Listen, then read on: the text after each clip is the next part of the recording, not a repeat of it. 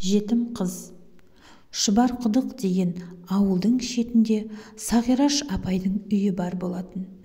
Өте тәрбиелі отбасы, жолдасы өте іскер адам. Құрылыс бөлімінің бастығы, отбасым деп шапқылап жүрген өте жақсы кісі. Марат пен Сағираш апайдың бір қызы бар. Бір күні отбасымен тойдан қайтып келе жатып, түнгі сағат 1-де көліктері жол апатына түсті. Үлкен жүк көлігі келіп, дәл Сағираш отырған жақтан жеңіл көлікті соқты. Өкініштісі, Сағираш апат орын алған жерде көз жұмды. Кіп-кішкентай Зерені өз денесімен қорғап қалған байғұс әйел ерлікпен жан тапсырды десек те болады. Періштедей Зере қыз анасының өлі денесін өз көзімен көріп шошып қалған. Сағираштың денесін моргқа алып кетті. Әкесі есеңгіреп, есі бір кіріп, бір шығып ауруханаға жеткізілді. Зере қыз дін аман. Зере ауруханадан әкесі келгенше қара терге түсіп тоқтаусыз жылай берді. Әкесін көрген кезде тіптен жылауы көбейіп, анашым, анашым қайда деп сыртқа қарай жүгірді. Кішкентай періште қайдан білсін анасының жоқ екенін. Әкесі мен қыз екеуі бірі анасын, бірі сүйікті жарын жоқтап, еңірене жылап алды. Сағираштың денесін Мақсат әке-шешесінің үйіне апарып, сол жерде жаназа намазы оқылып, мәңгілік сапарға шығарып салды. Жол апатына кінәлі жүк көлігінің жүргізушісі бас бостандығынан айырылды. Анасының қазасынан соң Зере ынжық, жасқаншақ болып өзгеріп кетті. Ал Мақсат аға екінші рет үйленеді. Анасы қаза болып, екінші рет әкесі үйленген соң Зере өзін ешкімге қажеті жоқ адамдай сезініп, бір бұрышта тығылып жылап отыратын. Өгей шешесі күйеуінің көзінше Зереге қамқор бола қалғанда бейкүнә бір періште дерсің. Мақсат аға жұмысқа кеткен бойда Зерені төсекке лақтырып жіберді де, құйрығынан, арқасынан, басынан сабай жөнелді.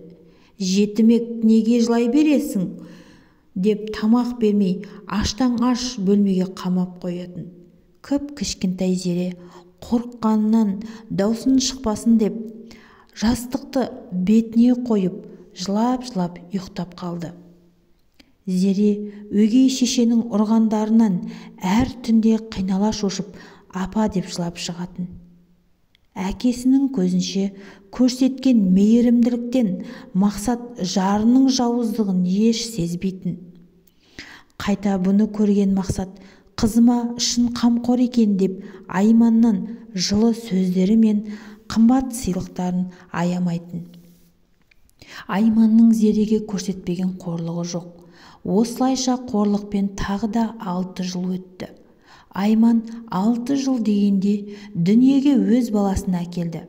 Отбасында тағы бір ұл бала дүние есігін ашқанға Мақсат аға дән риза еді. Зере де биыл 7-ші сыныпты тәмамдап 8-ші сыныпқа өтті.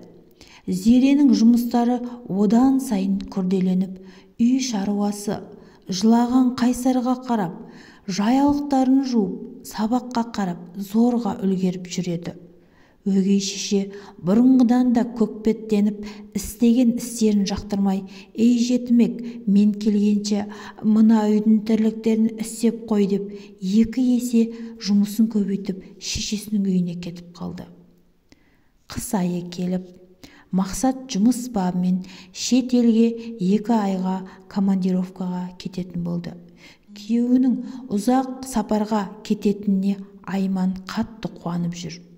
Тек Зере ғана әкесін шығарып саларда, әкесін құшақтап, бір жамандықтың боларын сезгендей, көзі жаутаңдап, әкешім тез-тез келіңізші, сізді сағынамын деп мұңайып қалды. Айманның жауыздығын қанша айтайын деп оқталған Зеренің ештеңеге дәті жетпейтін. бір күні кешкісін үйге бөтен еркек келді. Зере оны көріп состиып тұрып қалды. Сөйлейін десе тіл жоқ.